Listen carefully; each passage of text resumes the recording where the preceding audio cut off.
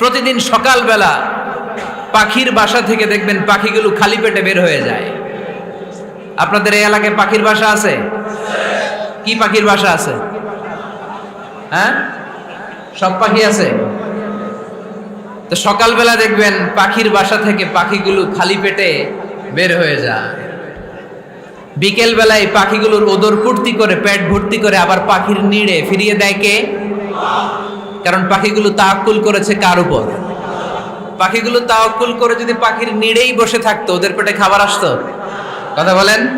বিশ্বনবী এটাই বললেন, তাকদু খিমাসান ওয়া তারুহু বিতানান। তোমরা যদি পাখির মতো তাওয়াক্কুল করো, মানে আল্লাহর উপর তাওয়াক্কুল করে জমিনে বের হয়ে যাও, তোমাদেরও রিজিকের দায়িত্ব নিয়ে নিবে কে? সকালবেলা প্রতিটা পাখি না খেয়ে বের হয়ে যায়।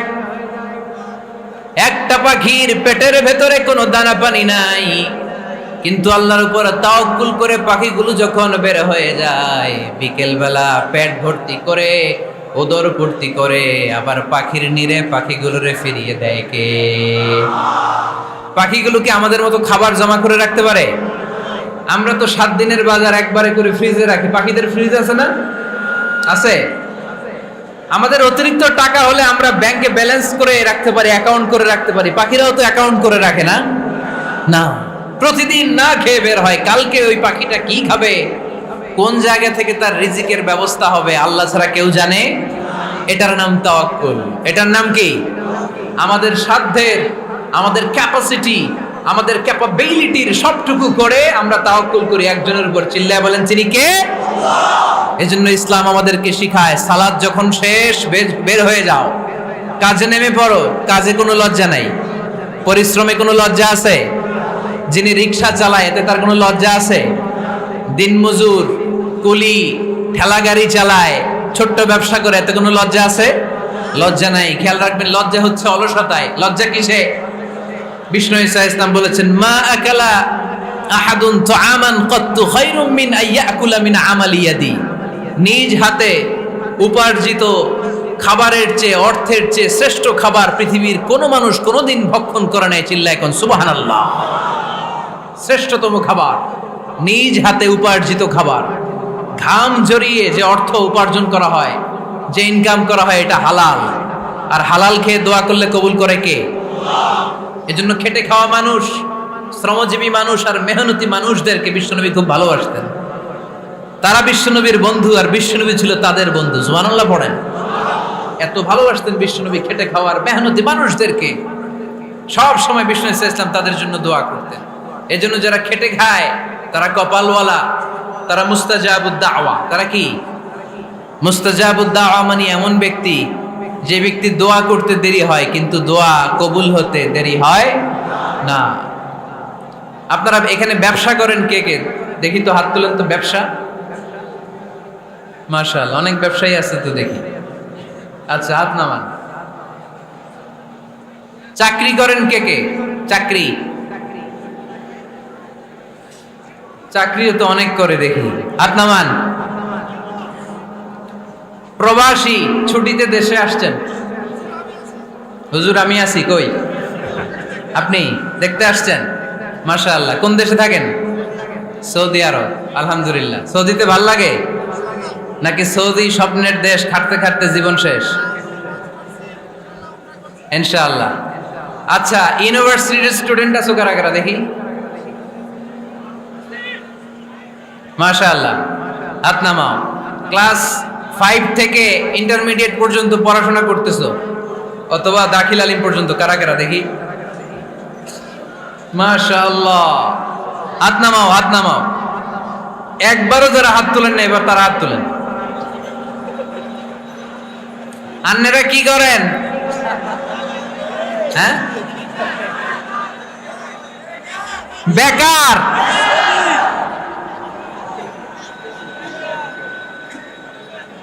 বাংলাদেশে চাকরির বাজার খুব মন্দা, ঠিক কিনা? বাংলাদেশ ইন্ডিয়াতে চাকরি পেতে অনেক কষ্ট। সামান্য একটা পদের জন্য যেখানে চেয়েছে ক্লাস 8 পাস, এখানে ডবল মাস্টার ডিগ্রি অ্যাপ্লাই করছে কয়েক লক্ষ। এজন্য আমাদেরকে উদ্যোক্তা হতে হবে। You have to be the entrepreneur. আমাদের উদ্যোক্তা দরকার বেশি বেশি, নতুন নতুন উদ্যোক্তা নিজেই এমন আইডিয়া নিয়ে আসবে যেই আইডিয়া বিক্রি করে দুর্দান্ত আইডিয়া দিয়ে তুমি পুরো দেশ কাঁপিয়ে দিতে পারো। পারা যাবে না লক্ষ্মীপুরের ছেলেরা? আইডিয়ার অনেক দাম। You have to generate new ideas. নতুন নতুন আইডিয়া এনে মানুষ গোটা বিশ্বকে তাক লাগিয়ে দিচ্ছে। এই যে গত কয়েক বছর আগে কারের একটা রাইড চালু হয়েছে, নাম হয়েছে উবার। কি নাম? ঢাকায় যারা চলাফেরা করেন তারা হয়তো চড়েছেন। উবারের নাম শুনছেন না? এই উবার কোম্পানি কি করে জানেন? নিজেদের ব্যবসা নাই, পুঁজি নাই, পাত্তি নাই, অফিস নাই, কিচ্ছু নাই, কোটি কোটি টাকা হাতায় নিচ্ছে। Just idea, just they are generating new ideas. নতুন নতুন আইডিয়া দিয়ে গোটা বিশ্ব কাঁপিয়ে নিয়েছে একটা মোবাইল অ্যাপসের মাধ্যমে। কিসের মাধ্যমে? Mobile apps.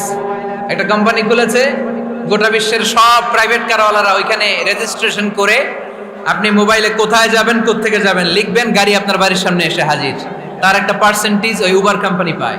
United states of আমেরিকার একটা স্টেট আছে সান ফ্রান্সিসকো, ওইখান থেকে শুরু করছে। 775টা সিটিতে ওদের অপারেশন আছে। বাংলাদেশে ঢাকাতেও আছে, আমি মালয়েশিয়াতে থাকি, ওখানেও আছে, ওখানেও আমরা চড়ি। প্রায় 63টা দেশে ওদের কাজ বাজ আছে। গত বছরে 2018 সালে ওদের প্রফিট ছিল, রেভিনিউ ছিল 11.27 billion US dollar, 11.27 US billion dollar. Just they are selling their ideas. নতুন নতুন আইডিয়া দিয়ে গোটা বিশ্ব কাঁপাচ্ছে। এই উবার যখন চালু হলো, আমি তখন মালয়েশিয়ায় শুনলাম বাংলাদেশে নতুন আর একটা বাইর হইছে, পাঠাও। কি নাম? এটা বোধহয় সারা বাংলাদেশ ব্যাপী হয় নাই, 3টা জায়গায়, সিলেটে, চট্টগ্রামে আর ঢাকায়। এরা আরো চালাক। বাংলাদেশের ছেলেপেলেদের মাথায় চিকন চিকন অনেক বুদ্ধি। এরা ভাবলো এই উবার দিয়ে আর আমরা কত আগাবো, আমাদের গাড়ি আরো ছোট করতে হবে। এরা মোটরসাইকেল রাইড দেওয়া শুরু করছে। জ্যামের শহর ঢাকা, চিপা চাপা দিয়া এরা আপনারা নিয়ে জায়গা মতো পৌঁছায় দেবে। তো এই যে উবারের পরে আমাদের ছেলেরা বানাইলো পাঠাও। এরপরে কত কিছু বানাচ্ছে ছেলেপেলেরা, আমি তো এগুলো দেখে অবাক। রকমারি.com নাম শুনছো? বিক্রয়.com নাম শুনছো? ঘরে বসে বসে কোটি কোটি টাকা হাতিয়ে নিচ্ছে তারা। Just they are selling their ideas. যেহেতু আমাদের চাকরি কম, ওই চাকরির বাজারে আমরা লাইন দিতে চাই না। আমাদের মেধাকে খাটিয়ে খাটিয়ে আমরা নতুন তরুণ উদ্যোক্তা বানাতে চাই। চিল্লায় বলো ঠিক কিনা? উদ্যোক্তা যত বাড়বে ততই দেশের কল্যাণ হবে। মানুষ তাদের আইডিয়াকে কাজে লাগিয়ে গোটা বিশ্বকে তাক লাগিয়ে দিচ্ছে। আমরা আমাদের সমতল ভূমিতে চাষ করতে চাই না। মালয়েশিয়াতে একটা এলাকা আছে ক্যামেরুন হাইল্যান্ড, ওরা পাহাড়ের মধ্যে চাষাবাদ করে গোটা মালয়েশিয়ার খাদ্যদ্রব্যের অভাবকে মুক্ত করে দিয়েছে। পাহাড়ের মধ্যে ওখানে ফুলের বাগান, ক্যামেরুন হাইল্যান্ড প্রায় 6000 ফিট উঁচু, প্রচন্ড ঠান্ডা। এই ঠান্ডা পাহাড়ে হিল ট্রাক্স এরিয়াতে মালয়েশিয়ার এই ক্যামেরুন হাইল্যান্ডে ওখানে আছে ফুলের বাগান, আছে ফলের বাগান, আছে চায়ের বাগান, ওখানে মধুর চাষ হয়, ওখানে শাকসবজি চাষ হয়, ওখানে অনেক কিছু চাষাবাদ হয়। ওই ফলমূল শাকসবজি দিয়ে গোটা মালয়েশিয়ার 14টা স্টেটে যত শাক সবজি ফলমূল লাগবে ওরা আঞ্জাম দেয়। আর আমরা আমাদের সমতল ভূমিতে চাষ করতে চাই না। আমরা চাষাবাদকে খুব লজ্জা মনে করি। এটা ভুল আইডিয়া। আমাদের যে এলাকা যেই জিনিসের জন্য বিখ্যাত ওইটাকে আমাদের ব্র্যান্ডিং করতে হবে। লক্ষ্মীপুর কিসের জন্য বিখ্যাত? নারিকেল সুপারি। নারিকেল সুপারি যে পৃথিবীর কত মানুষ, ইন্দোনেশিয়ান লোকেরা মুড়ির মতো খায় নারিকেল আর সুপারি। তো এইটারে আমাদের ব্র্যান্ডিং করতে হবে। যেই দেশে যেটা আছে, যে এলাকা যেই পণ্যের জন্য বিখ্যাত ওইটা আমাদের ব্র্যান্ডিং করতে হবে। আমাদের আদমজির জুট মিল বন্ধ না? ভাওয়ানি জুট মিল বন্ধ। আমাদের পাট শিল্পকে ধ্বংস করে দিয়ে ইন্ডিয়া এখন ওই কটনের পাঞ্জাবি বানায়, জুট কটনের পাঞ্জাবি। আছে না নাই? পুরা বাংলাদেশের মার্কেট এই জুট কটনের পাঞ্জাবি দিয়ে সয়লাভ। আমাদের বাংলাদেশের পাট দিয়ে যদি আমরা মিহি পাঞ্জাবি বানাতে পারতাম, গোটা বিশ্ববাজারকে আমরা দখল করে নিতে পারতাম। ঠিক কিনা? এজন্য আমাদেরকে নতুন নতুন আইডিয়া জেনারেট করতে হবে। চাকরির পিছনে বসে থাকলে চলবে না। আর আজান যদি হয়ে যায় ছুটে যাব মসজিদে, আর নামাজ শেষ হলে আমরা আমাদের কাজের দিকে চলে যাব। চিল্লায় বলেন ঠিক কিনা? যেটাই করব আমরা ভালোভাবে করব। আল্লাহ বলেছেন লিয়াবলুয়াকুম আইয়ুকুম আহসানু আমালা। লক্ষ্মীপুরের ভাইয়েরা আওয়াজ করে উত্তর দেন, আওয়াজ করে উত্তর দিতে হবে।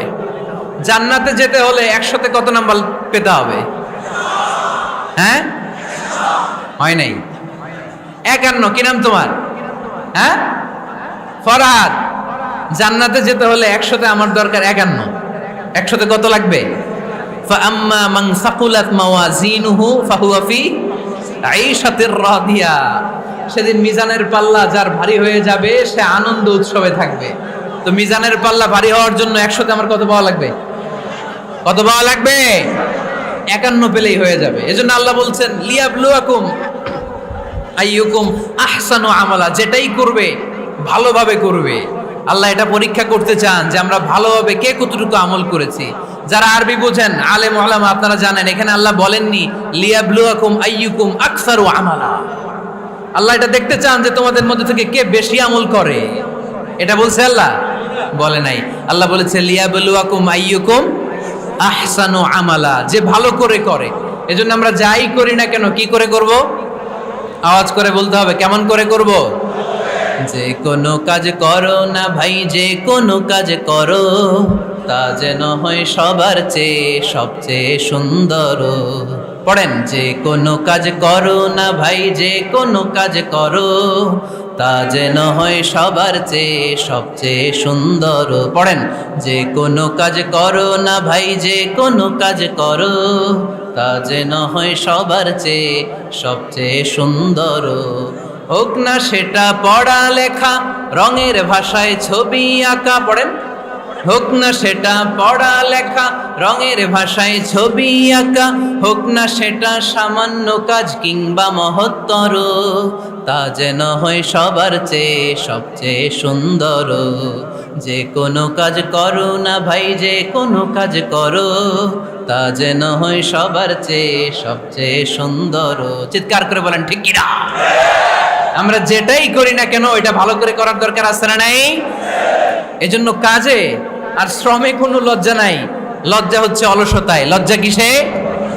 অলসতায়। বিষ্ণু ঈসা ইসলামের কাছে এক সাহাবী এসে বলল, ইয়া রাসূলুল্লাহ আ'তিনি শাইআন, আপনি আমাকে কিছু দান করেন, আমার কিছুই নাই। বিষ্ণু বললেন, তোমার কিছু নাই? সাহাবী বললেন, ইয়া রাসূলুল্লাহ ঘরে আমার শুধু 2টি জিনিস আছে। কয়টা? চিল্লায় বলেন কয়টা? এক হচ্ছে একটা জামা, 2 হচ্ছে পানি খাওয়ার একটা জগ। বিষ্ণু বললেন, এই 2টাই নিয়ে আস। বিশ্বনবীর কথা শুনে ওই সাহাবী ঘর থেকে জামা নিয়ে আসলেন, পানি খাওয়ার জগ নিয়ে আসলেন। বিশ্বনবী সাল্লাল্লাহু আলাইহি ওয়াসাল্লাম ওনার মোবারক হাত দিয়ে এক হাতে জামা ধরে আরেক হাতে পানির জগটা ধরে সাহাবীদের দিকে উদ্দেশ্য করে বললেন, মাইয়াশতারি হাদাইন, এই 2টা জিনিস কেনার মতো কে কে আছে দেখি। কয়েকজন হাত তুললো। বিশ্বনবী বললেন, কত দিয়ে কিনবা? এক সাহাবী বলে, ইন্নী আশতারিহিমা বিদিরহাম। ও নবী, যদিও এগুলো আমার দরকার নাই, কিন্তু আপনি যেহেতু নিলামে ডাক তুলেছেন, ইয়া রাসূলুল্লাহ ইয়া হাবিবাল্লাহ, আপনার সম্মানে আমি 1 দিরহাম দিয়ে 2টা জিনিস কিনে নেব। 1 দিরহাম, একটা জামা, একটা পানি খাওয়ার জগ, দাম কত? 1 দিরহাম। বিশ্বনবী বললেন, না না, 1 দিরহাম তো অনেক কম হয়ে যায়। মাইয়াজিদু আলা যালিক, এর চেয়ে বেশি দামে কে কিনবা? আরেক সাহাবী হাত তুলে বলতে লাগলো, ইয়া রাসূলুল্লাহ ইয়া হাবিবাল্লাহ ওয়া ইন্নী আশতারিহিমা বিদিরহামাইন, আমি এই জামাটার পানি খাওয়ার জগটা 1 দিরহাম নয় 2 দিরহামের বিনিময়ে কিনতে চাই। বিষ্ণু ঈসা ইসলাম ওই সাহাবাকে দিয়ে দিলেন। দিয়ে 2 দিরহাম নিয়ে যে লোকটা ভিক্ষা করতে এসেছিল তার হাতে 2 দিরহাম দিয়ে বললেন, যাও 1 দিরহাম দিয়ে ঘরে খাবার কিনে দিয়ে আসো, আরেক দিরহাম দিয়ে একটা কুঠার কিনে নিয়ে আসো। শুনতেছেন? কি কিনে নিয়ে আসো? কুঠার দিয়ে কি করে? গাছ কাটে। ওই সাহাবী কুঠার কিনে নিয়ে আসার পরে বিশ্বনবী নিজ হাতে কুঠারের মধ্যে একটা কাঠের হাতল লাগাই দিলেন। আল্লাহু আকবার। হাতল ছাড়া কুঠার ইউজ করা যাবে? বিশ্বনবী নিজ হাতে ওই কুঠারের ভেতরে একটা হাতল লাগাই দিলেন আর বললেন, লা উরিদু আন আরাকা 15 আইয়াম, এই কুঠার নিয়ে জঙ্গলে যাও, গায়ে অনেক শক্তি আছে, কাঠ কাটো, এই কাঠ কেটে বাজারে বিক্রি করো, সামনের 15 দিন যেন আমি আমার চোখের সামনে তোমার না দেখি। বিশ্বনবীর পরামর্শ অনুযায়ী কুঠার নিয়ে ওই সাহাবী জঙ্গলে চলে গেলেন। কাঠ কেটে বাজারে বিক্রি করতে করতে 15 দিন পরে 10 দিরহাম নিয়ে বিশ্বনবীর দরবারে হাজির হয়ে গেলেন। 10 দিরহাম নিয়ে বিশ্বনবীর কাছে হাজির হয়ে গেলেন। সাহাবী এসে বলল, ইয়া রাসূলুল্লাহ, এখন আর আমার ভিক্ষা করা লাগে না, আমার গায়ে অনেক শক্তি আল্লাহ দিয়েছে, আই এম ভেরি এনার্জেটিক। আপনার দেয়া বরকতের কুঠার দিয়ে আমি কাঠ কেটে কেটে স্বাবলম্বী হতে শুরু করেছি। সুবহানাল্লাহ পড়েন। আমি এখন 10 দিরহামের মালিক। বিশ্বনবী বললেন, লা আইয়াহতাতিবা আহাদুকুম হুজমাতান আলা যাহরিহি খায়রুম মিন আইয়াসআলা শাইআন ফায়ু'তিয়াহু আও ইয়ামনাহু। যাদের গায়ে শক্তি আছে তারা ভিক্ষা না করে কাঠ কেটে পিঠে সেই বোঝা নিয়ে বাজারে বিক্রি করা অনেক ভালো। কারণ কারো কাছে যদি তুমি হাত পাতো, সে দিতেও পারে, নাও দিতে পারে। আর কষ্ট করলে কষ্ট কোনোদিন বৃথা যায় না। চিল্লায় বলেন ঠিক কিনা? বিষ্ণু ইসা ইসলামের অনুপ্রেরণায় এই সাহাবা অল্প কিছুদিনের ব্যবধানে স্বাবলম্বী হয়ে গেলেন। What is the moral of the story? বিশ্বনবীর এই প্রফেটিক স্টোরি থেকে আমাদের কি শিক্ষা? লেসন নাম্বার 1, বিশ্বনবী চাইলেই ওই 2 দিরহাম দিয়ে বলতে পারতো, যাও খাবার দাবার কিনে ফ্যামিলিতে দিয়ে আসো। সে ওই 2 দিরহাম নিয়ে খাবার দাবার কিনে ফ্যামিলিকে খাইয়ে রাত্রে আবার ভিক্ষায় নামতো। কথা কন, রাত্রে কি করতো? ভিক্ষায় নামতো। বিষ্ণু ইসা ইসলাম তাকে কাজ করে খাওয়ার জন্য উৎসাহ দিলেন। পাশাপাশি বিষ্ণু ইসা ইসলাম পার্মানেন্ট সলিউশন দিলেন। এজন্য পার্মানেন্ট সলিউশনের ব্যবস্থা করতে হবে। অনেকে আমরা যাকাত দেই, যাকাতের শাড়ি দেই, যাকাতের লুঙ্গি দেই, আছে না নাই? লক্ষ্মীপুরে এরকম দেয় নাকি? কি দেয়? হ্যাঁ, গাড়ি গাড়ি দেয়, শাড়ি না। যাকাতের শাড়ি, যাকাতের লুঙ্গি বলতে কোনো কথা ইসলামে নাই।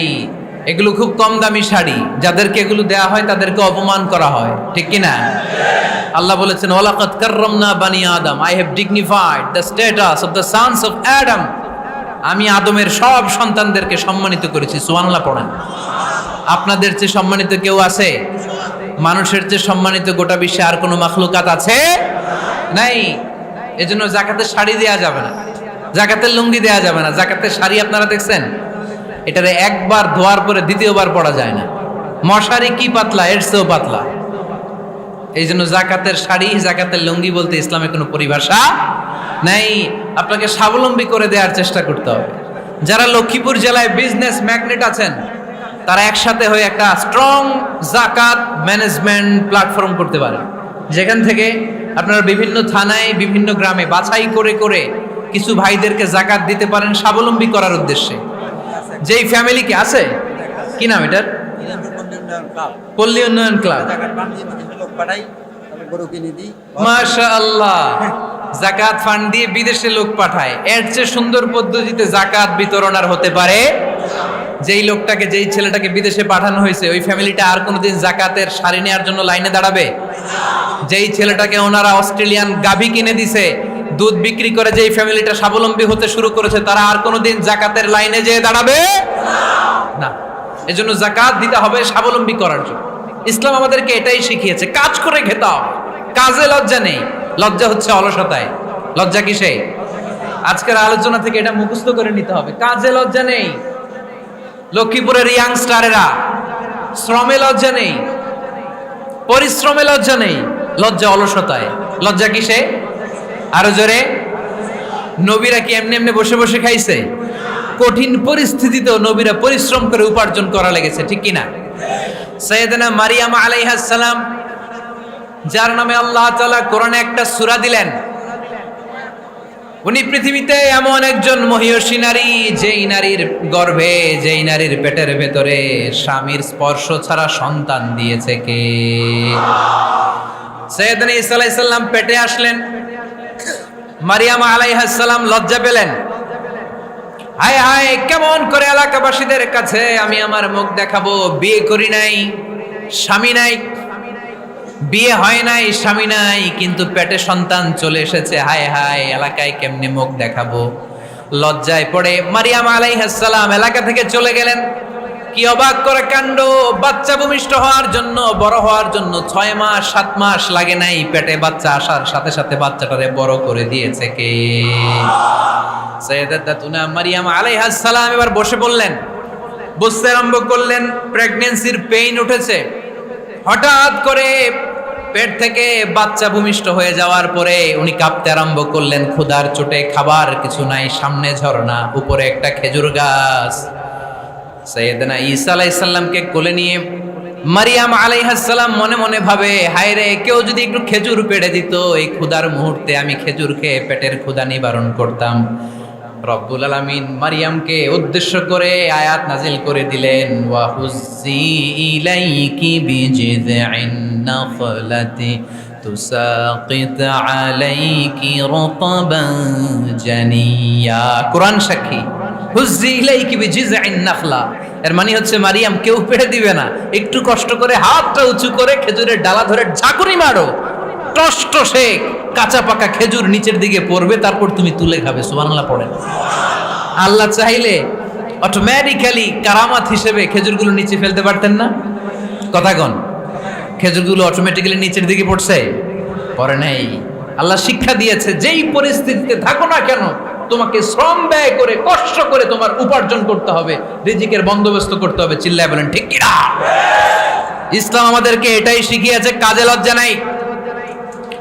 আবার বিশ্বনবী বললেন, ইন খামাতিস সাআ ওয়া ফি ইয়াদি আহাদিকুম ফাসিলাতুন, তোমাদের কারো হাতে যদি একটা চারা বীজ থাকে, সে যদি দেখে কিয়ামত হতে শুরু করেছে, ফাইন ইসতাতা আন ইয়াগরিসাহা ক্বাবলা আন তাকুমাস সাআ ফালইয়াগরিসহা, কারো হাতে একটা চারা বীজ নিয়ত করেছে, চারা বীজটা রোপণ করবে, ইন দ্য মিন টাইম দেখলো কিয়ামত হতে শুরু করেছে, বিশ্বনবী বললেন, যদি তোমার সুযোগ থাকে কিয়ামত হওয়ার আগে চারা বীজটা রোপণ করে দাও।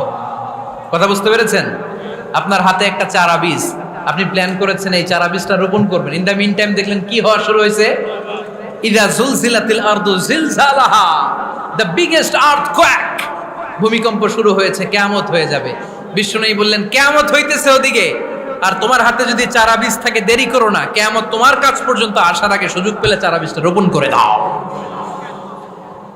ইসলাম শিখিয়েছে শেষ নিঃশ্বাস পর্যন্ত তোমাকে লড়ে যেতে হবে।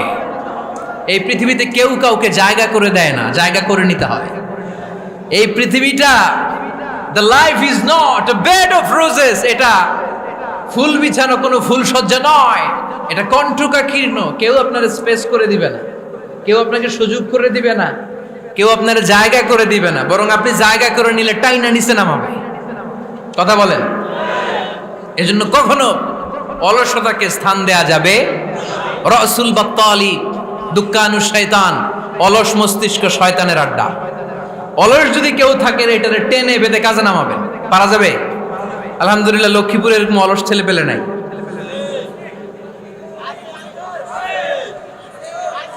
আছে? আমরা আজকে অলসতাকে নো বলে যাবো এই মাহফিল থেকে। অলসতাকে আমরা কি বলবো?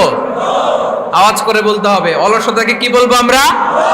আবু বকর অনেক বড় ব্যবসায়ী ছিলেন, ওনার নিজ টাকা দিয়ে হাবাসা থেকে আসা সাইয়েদনা বেলালকে তিনি 20,000 স্বর্ণ মুদ্রা দিয়ে উমাইয়া ইবনে খালাফের কবল থেকে তিনি মুক্ত করেছেন।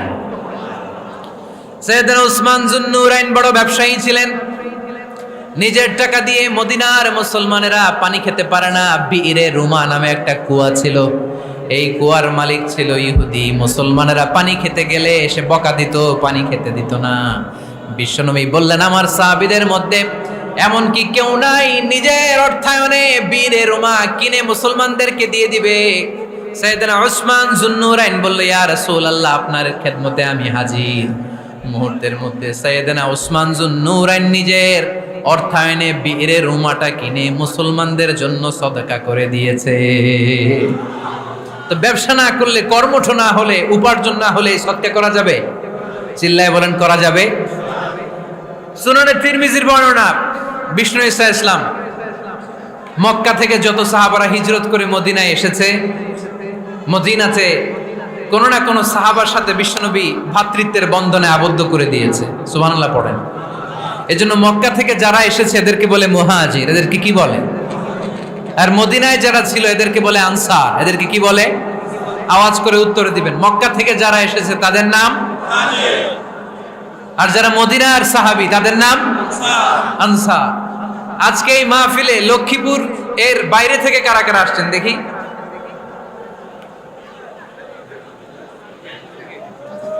মাশাআল্লাহ মাশাআল্লাহ, অনেক আসছে। আল্লাহ এই ভাইদেরকে তুমি কবুল করো, হাত নামান। এই যে লক্ষ্মীপুরের বাইরে থেকে যে ভাইরা আসছে তারা লক্ষ্মীপুরের মেহমান, ঠিক কিনা? মক্কা থেকে হিজরত করে যে সমস্ত সাহাবারা এসেছিল তারা ছিল মদিনার মেহমান। বিশ্বনবী এক এক মক্কার সাহাবীকে মদিনার এক এক সাহাবীর সাথে ভ্রাতৃত্বের বন্ধনে আবদ্ধ করে দিলেন। আব্দুর রহমান ইবনে আউফ রাদিয়াল্লাহু তাআলা আনহু, ওনার সাথে ভ্রাতৃত্বের বন্ধনে যে সাহাবীকে বিশ্বনবী আবদ্ধ করে দিলেন ওনার নাম হচ্ছে সাদ ইবনে রাবিয়া। কি নাম?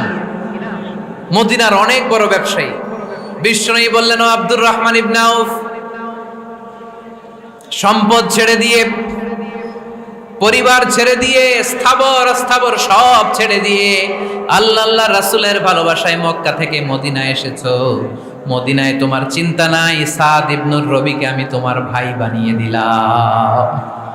সাদ ইবনে রবি তোমার আপন ভাইয়ের মতো। সাদ ইবনে রবি বলল, আব্দুর রহমান, জীবনে তোমারে কোনোদিন দেখি নাই, তোমারে আমি চিনি না, তোমার নাম শুনি নাই, কিন্তু বিশ্বনবী তো তোমার দায়িত্ব আমাকে দিয়েছে। আমার যে বড় ধনী এই মদিনার মধ্যে দ্বিতীয় কেউ নাই। আজ থেকে তুমি আমার ভাই, আজ থেকে তুমি আমার কি? আল্লাহ আমাকে যত সম্পত্তি দান করেছে তার অর্ধেক সম্পত্তি আমি তোমার নামে দিয়ে দিলাম। ও আব্দুর রহমান ইবনে আউফ, শুধু তাই নয়, রব্বুল আলামিন আমাকে দুইজন স্ত্রী দিয়েছে। কয়জন? তুমি দেখো আমার কোন স্ত্রীকে তোমার বেশি ভালো লাগে, যার নাম তুমি বলবে সাথে সাথে আমি তারে তালাক দিয়ে দিব। তার ইদ্যত পালন শেষে তুমি তাকে বিয়ে করে তোমার সাথে নিয়ে যাবা। সুবহানাল্লাহ পড়ে। কারণ বিশ্বনবী তোমার দায়িত্ব আমার কাছে দিয়েছে, তুমি আমার ভাই, আমি মদিনার সবচেয়ে বড় ধনী, আমার অর্ধেক সম্পদ আমি তোমারে দিয়ে দিব। আমার দুই স্ত্রীর এক স্ত্রীকে তোমারে দিয়ে দিব। সাইয়েদনা আব্দুর রহমান ইবনে আউফ এই কথা শুনে অবাক হলেন। অবাক হয়ে উনিও এক অবাক কথা বললেন। উনি বললেন, লা হাজাতা লি ফি আখি, ও আমার প্রাণের ভাই, তোমার কথা শুনে আমার হৃদয়টা ভরে গিয়েছে, কিন্তু তোমার সম্পদেরও দরকার আমার নাই, তোমার স্ত্রীরও দরকার আমার নাই। বারাকাল্লাহু ফি মালিক ওয়া লি আহলিক, আল্লাহ তোমার মালেও বরকত দেখ, তোমার সম্পদেও বরকত দেখ। তুমি শুধু একটু কষ্ট করবা। কি কষ্ট? দুল্লানি আলা সুক, show me the way to the market.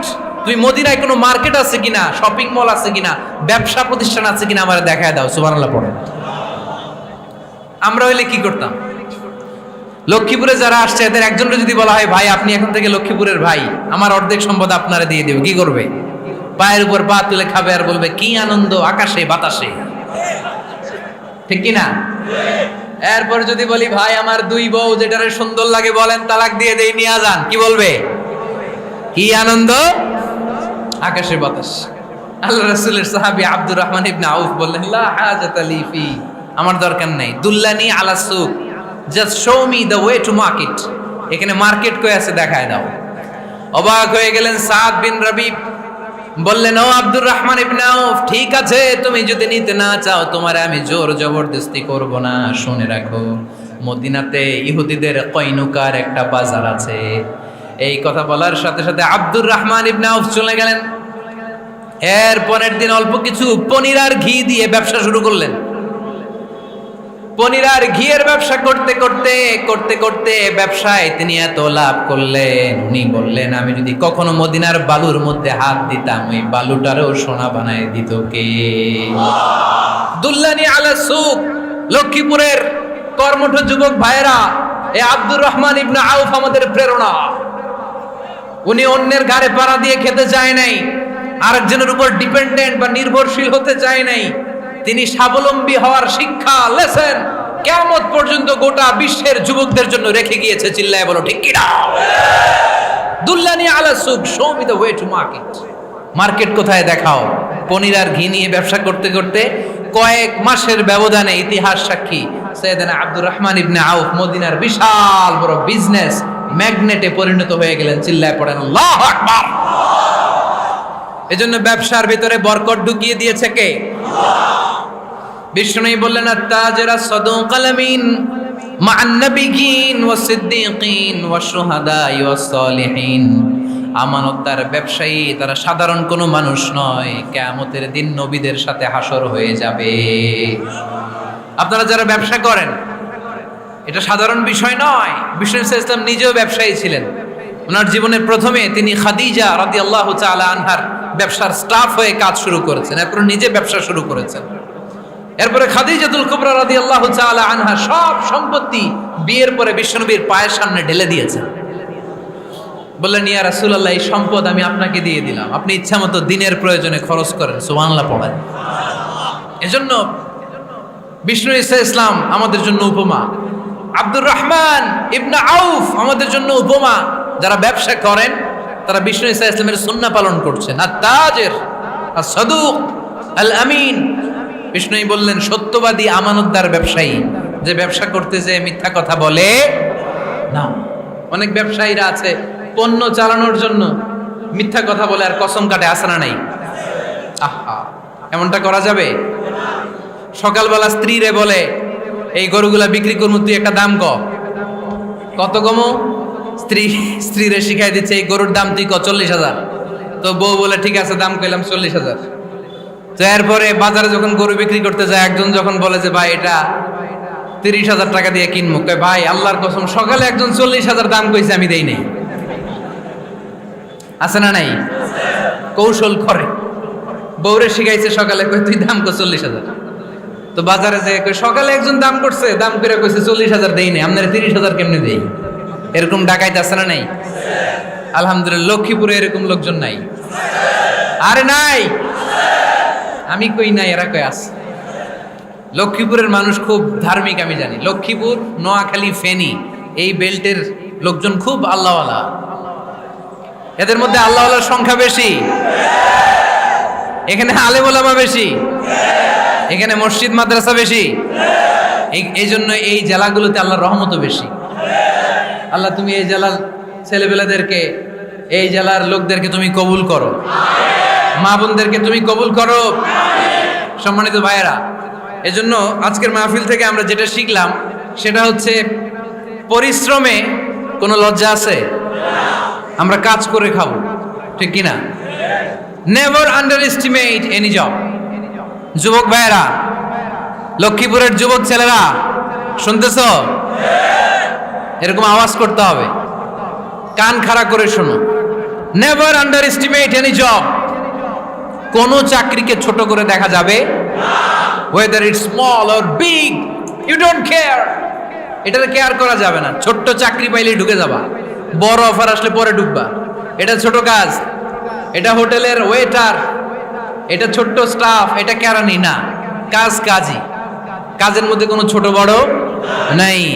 খেটে খাওয়া মানুষকে বিশ্বনবী অনেক সম্মান করতেন।